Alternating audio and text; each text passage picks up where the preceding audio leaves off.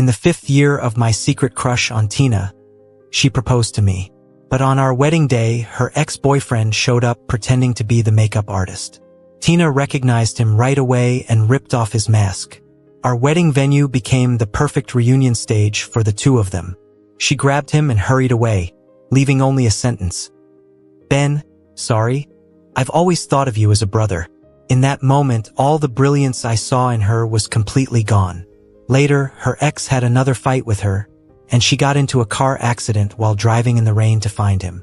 People around us bet on when I'd go back to the hospital to care for her without complaints like I used to.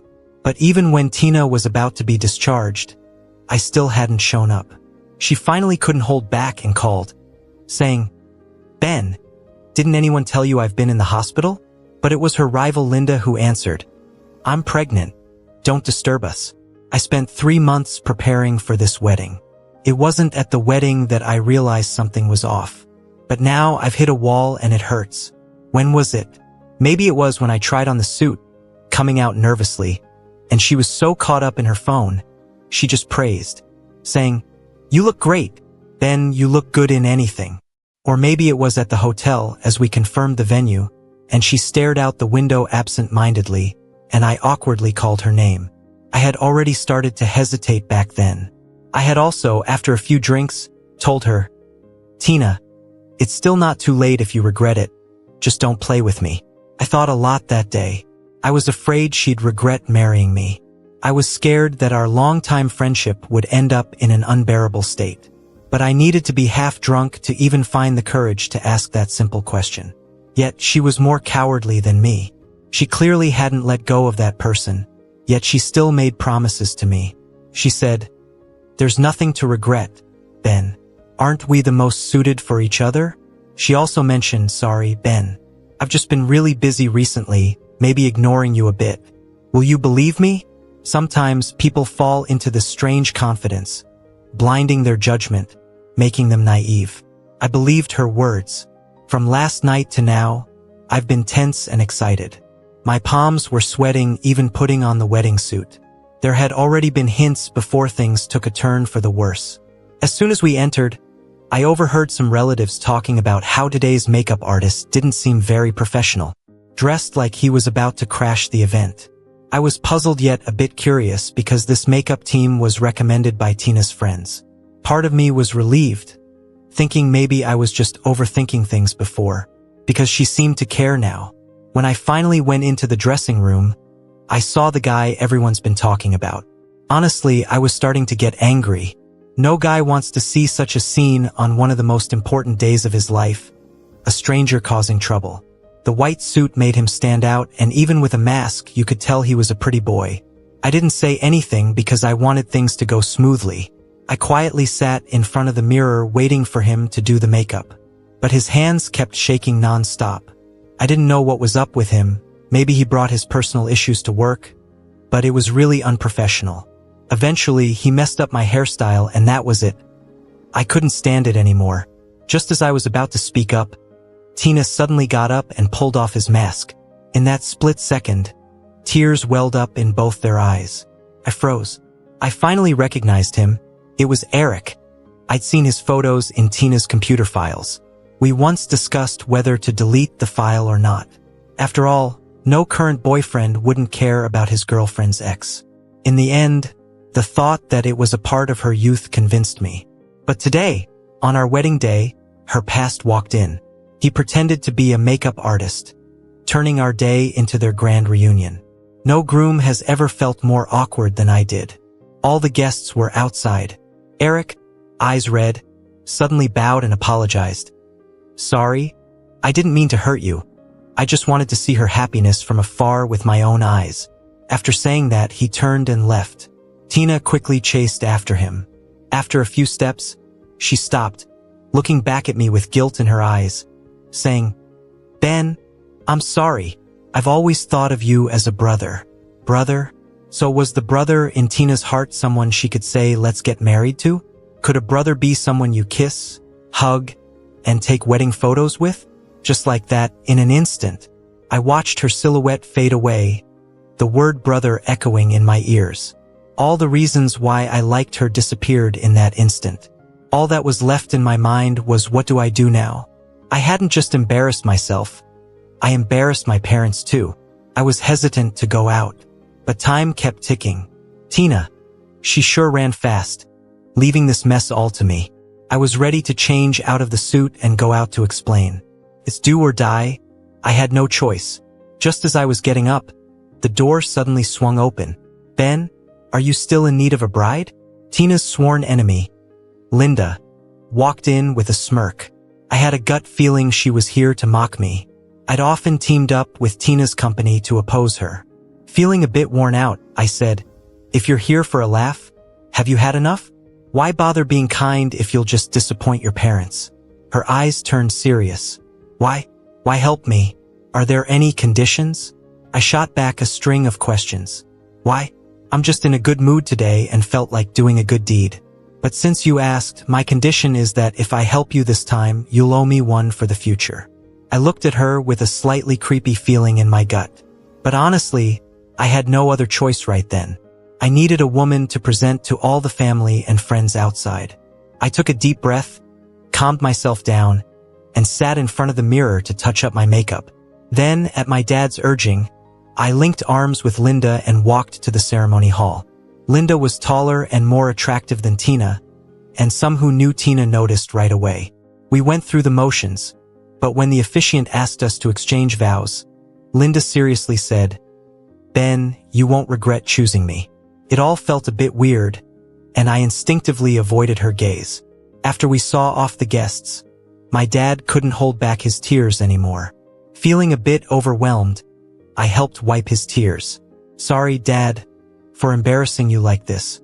My dad looked towards Linda, about to bow, but she stopped him first. Linda, thank you so much. No, Uncle. I have my own motives. I've liked Ben for a long time, but he never noticed, so I resorted to this. Pretending to be a couple comes with play acting confession too. Linda is odd but nice. Linda continued playing her role, getting a driver to take my parents home. Then she drove me home. It turned out she rode a motorcycle that day. I was a bit surprised. I found out later that she originally wasn't planning to be there. The highway was jammed, so she rode her bike between the cars just to save the last shred of my dignity. My phone was full of missed calls, including from Tina's parents, who couldn't reach her. The rest were work-related, but at that moment, I didn't want to deal with any of it. Later, when the traffic eased, the motorcycle sped up. The cool wind seemed to blow away my troubling thoughts. Instead of taking me home, Linda drove to her villa on the hill. She had already set up a bath with aroma candles and a massage. Everything I needed to unwind. When I got out of the bath, it was already 10 at night. I can't deny it did make me feel less weary. The yard was filled with fireworks, and suddenly the sky was ablaze with colors. The fireworks formed words. Ben, want to consider me? I found myself staring at the sky in disbelief. Linda's voice spoke from behind me. Sorry, I should have given you time to think. But I've had these fireworks ready for a while. Yesterday, I even thought about knocking you out just to bring you here. In the hazy light of the night and the brilliant fireworks, I noticed Linda's ears had turned red. The day's events were overwhelming. Linda lived in our community growing up. She always kept her distance, rarely talking. As a kid, I was quite the outgoing troublemaker. Even if she didn't pay much attention to me, I'd still go out seeking her company. I'd bring her all sorts of snacks.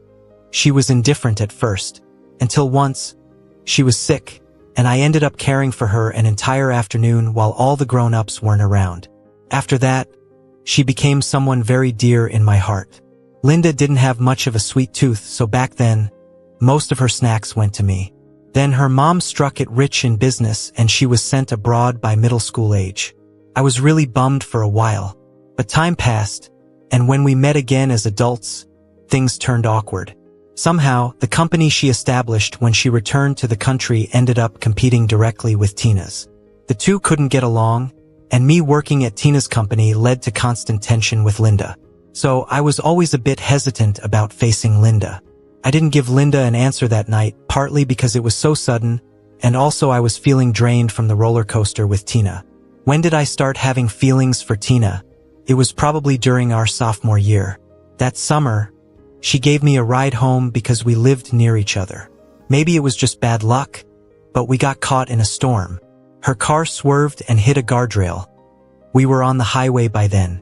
I had a head injury, and my vision went blurry. Tina's stomach was hurt, but she still half carried me down the highway, step by step. I can still remember her constantly calling my name, begging me to stay awake. Later, when I woke up in the hospital, her eyes were red from crying. She hugged me tightly and said she was really scared something had happened to me. Was that her boundary between being just friends or more?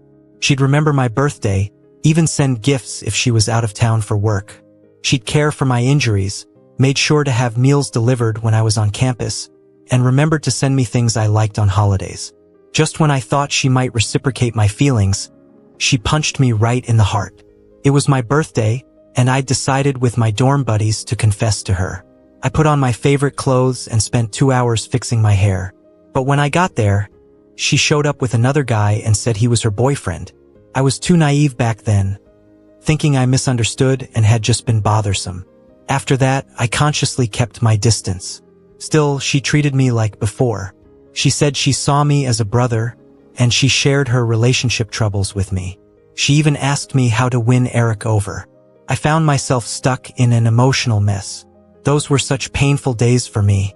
Even when she called, I felt guilty for picking up. I forced myself to set boundaries, just being a friend. Later, her company hit a rough patch, and Eric broke up with her because of school. She drank herself silly day after day. Every time someone would contact me, and I'd end up driving to the bar to pick her up. Cleaning up her messes, she drank until she had a stomach bleed.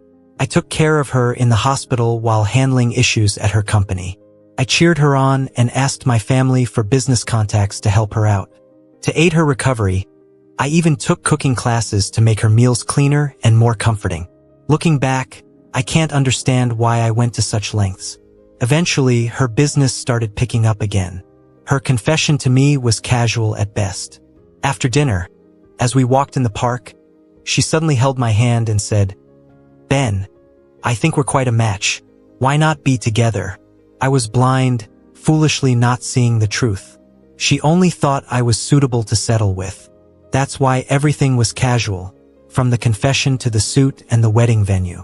Why did she suddenly recommend a makeup artist? I get it now. She saw the guest list and recognized Eric at a glance. From the start, she planned to use my wedding to sacrifice her love. Seeing our wedding photos at home felt like a cruel joke. I remember the photographer telling her to smile more. What did Tina say? She said she didn't smile much and wanted natural shots. But I remember those vibrant pictures in the studio. She looked genuinely happy in them, right? Staring at the wedding photo, her indifferent look alongside my seemingly happy grin was unbearable. People are often foolish and deceive themselves. I'd seen this picture many times but only now faced the truth. I took it down, tossed it into the trash, along with everything else linking us. All those symbolic items I'd bought for us, the watches, rings, clothes, shoes, Tina used them for a day and shelved them.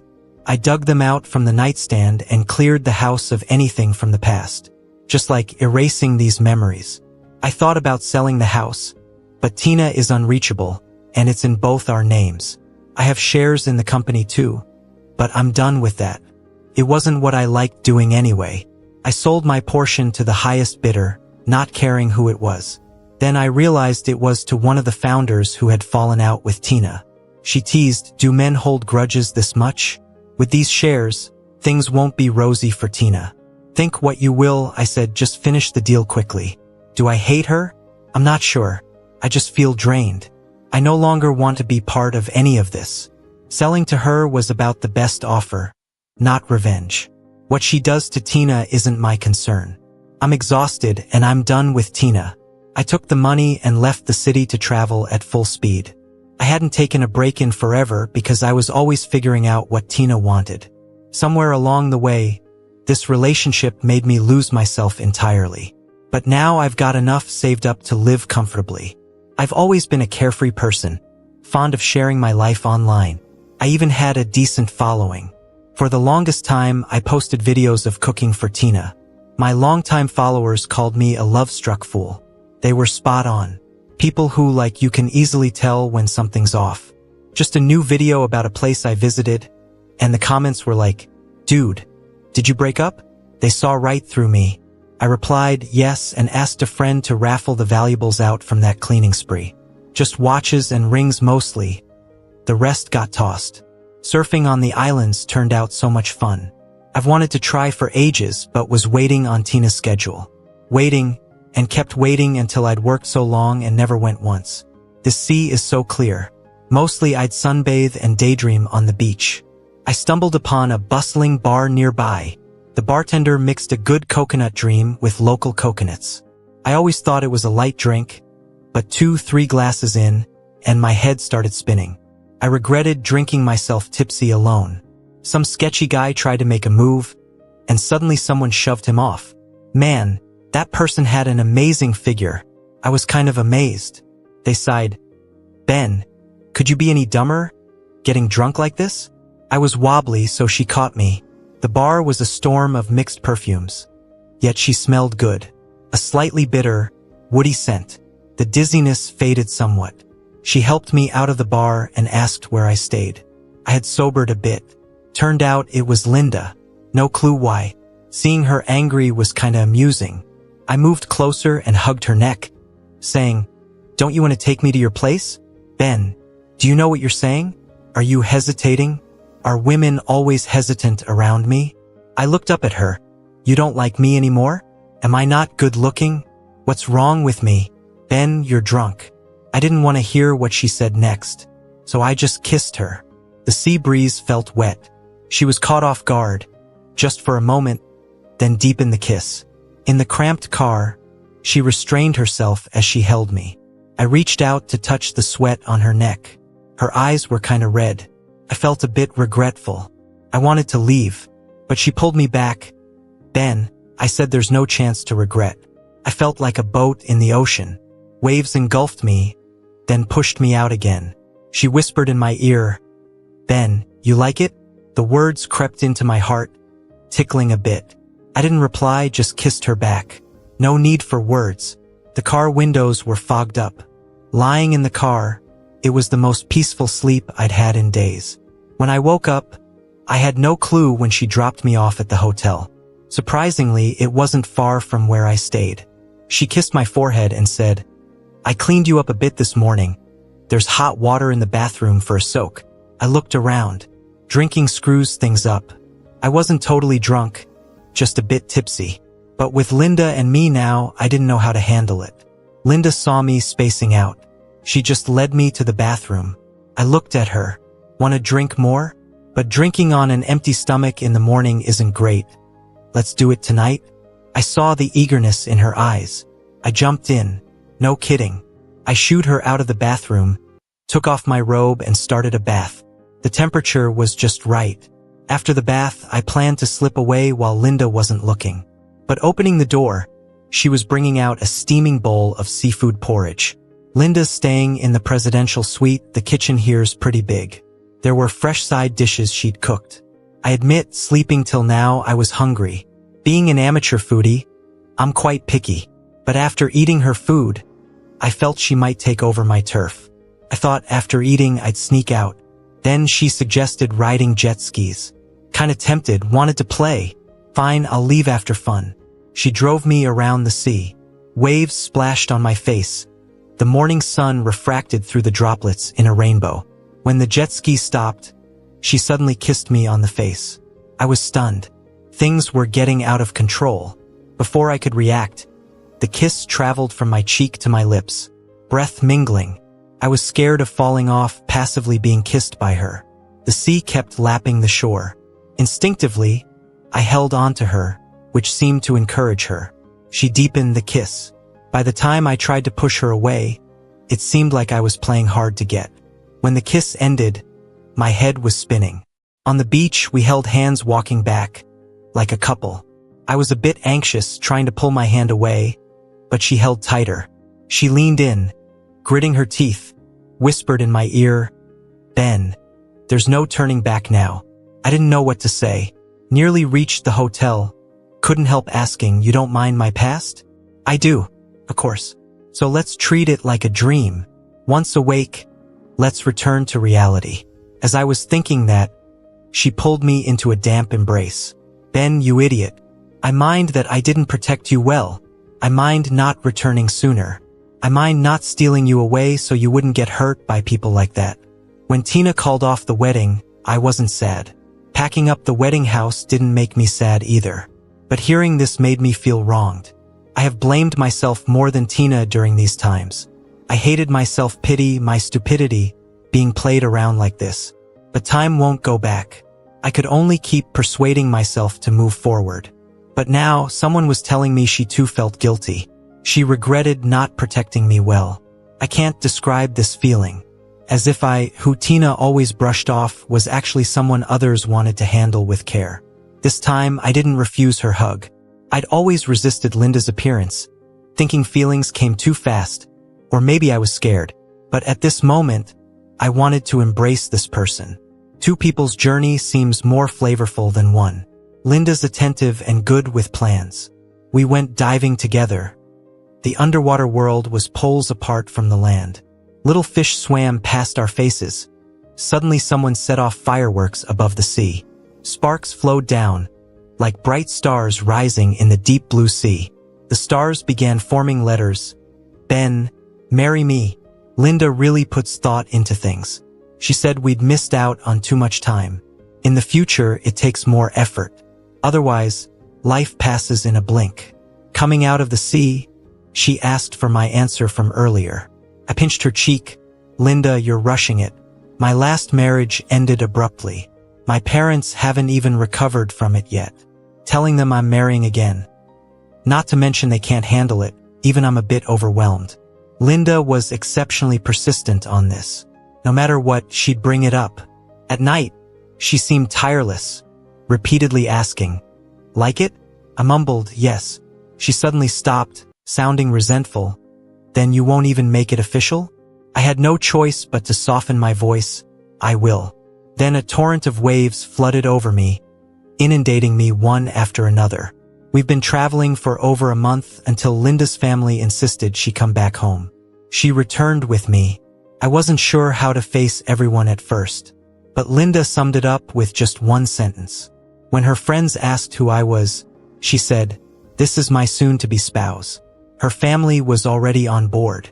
Her dad seemed unfazed by our relationship and cautiously asked, "Ben, when are you guys planning to get married?" "No pressure, but I know someone who can pick the perfect date if you need it." He handed me a watch, saying, "It looks great on you, Ben." As soon as we stepped out of the living room, Linda's brother cheerfully pulled me aside. "So, you're finally gonna marry my sister? Why else would you wear our family heirloom?"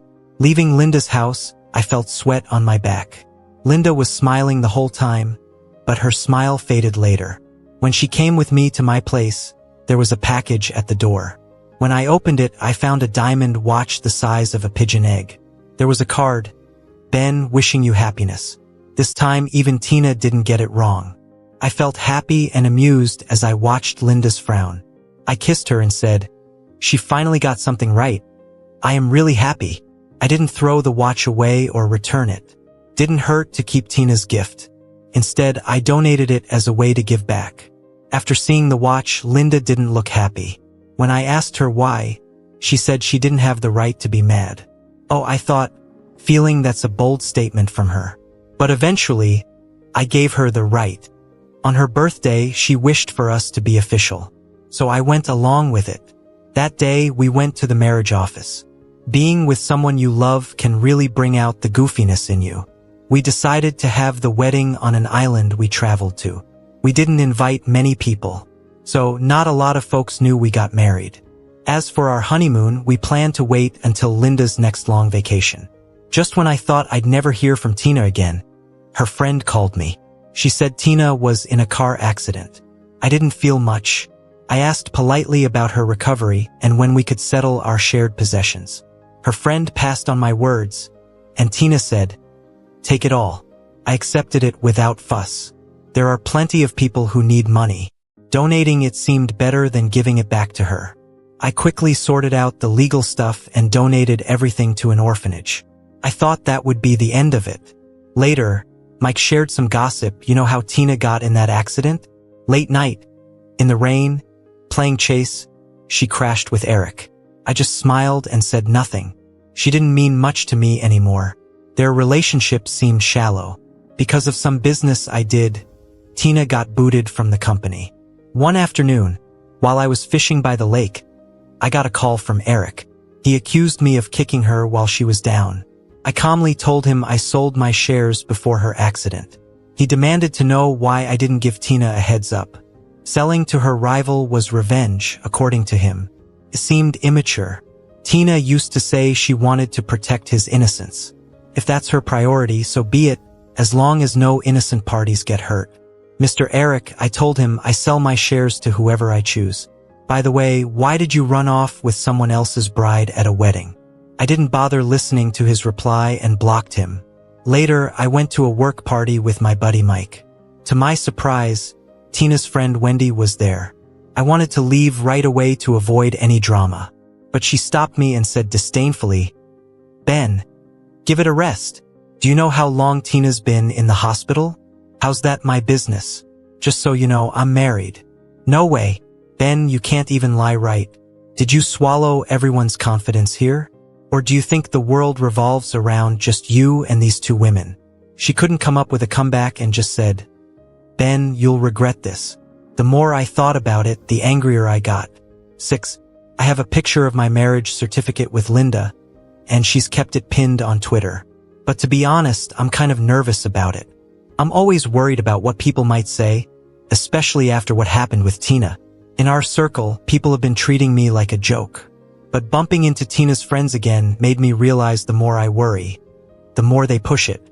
So I just went ahead and tweeted, "Been happy for a long time now."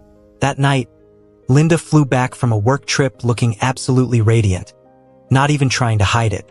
We went for a private dinner, but for some reason, Linda's stomach was upset and she had no appetite. I was worried and wanted to take her to the hospital, but she stopped me.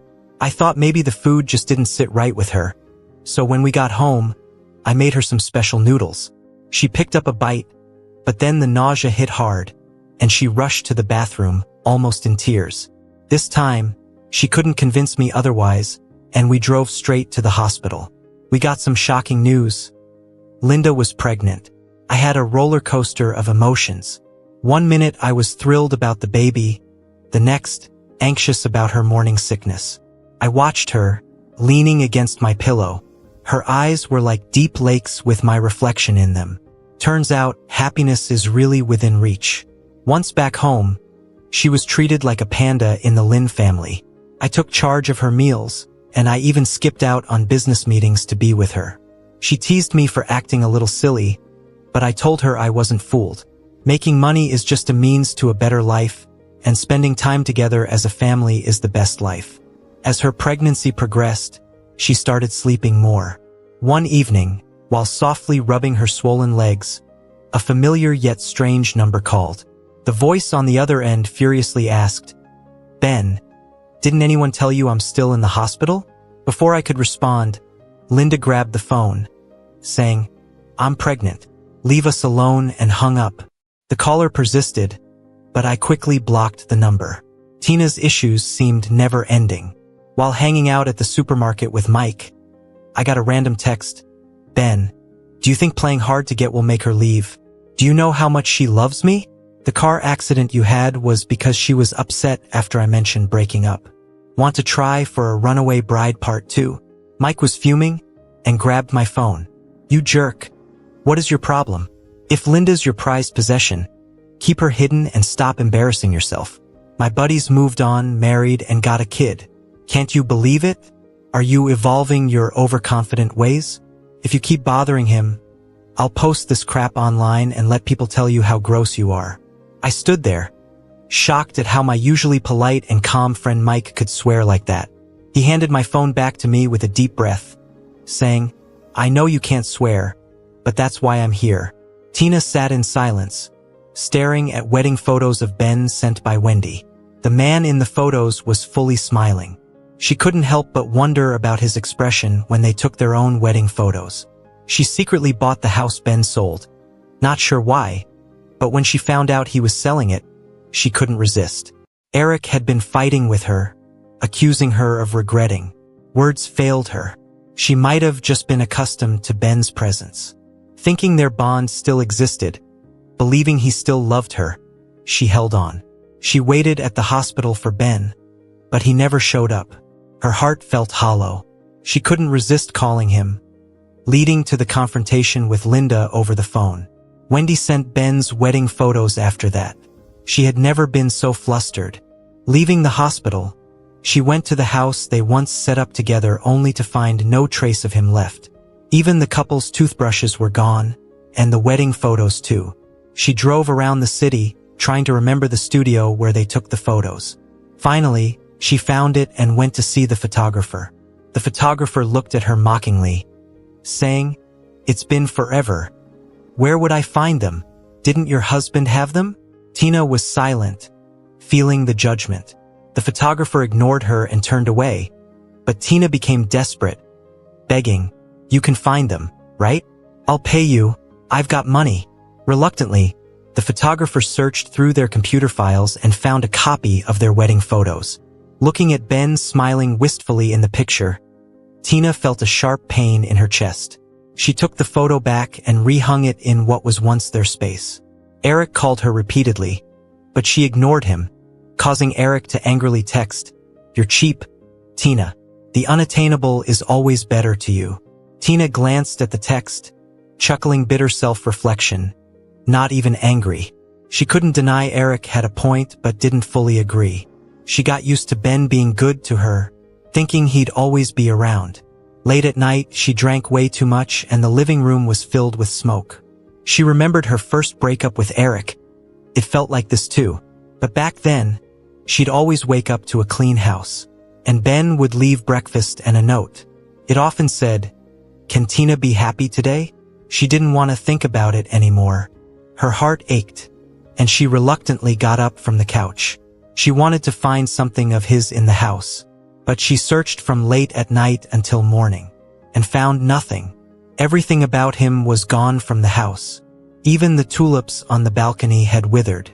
She tried to understand what happened with him recently. His video account had erased everything about Tina. In his new life, there were new people beside him. Seeing their shared experiences made her eyes red with jealousy. Then she found a website with giveaways.